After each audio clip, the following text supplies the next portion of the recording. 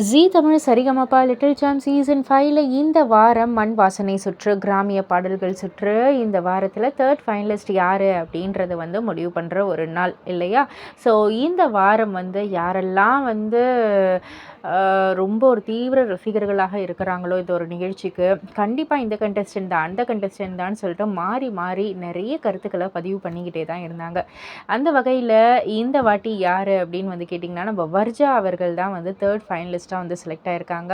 முதலாவதாக விஷ்ணுவர்தன், இரண்டாவதாக அக்ஷித் நிருபம் அண்ட் இப்போ மூன்றாவதாக வர்ஜா.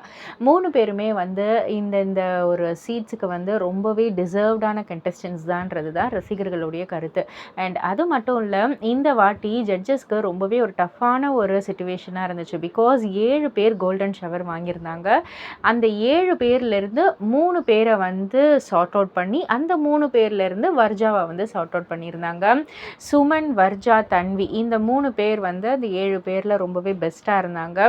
இந்த 3 பேரில் வர்ஜா, அதுவும் அவங்க பாடின பாடல் ரொம்பவே அழகாக இருந்தது. அவங்க பெர்ஃபார்மன்ஸ் சைந்தவி சொல்லியிருப்பாங்க, தானா சேர்ந்த அந்த ஒரு இதில் அந்த ஃபர்ஸ்ட் லைன்லேயே தெரிஞ்சிடும் இந்த பாடலை அவங்க பாடுறதுக்கு எப்படி தகுதியாக இருக்காங்கன்றது.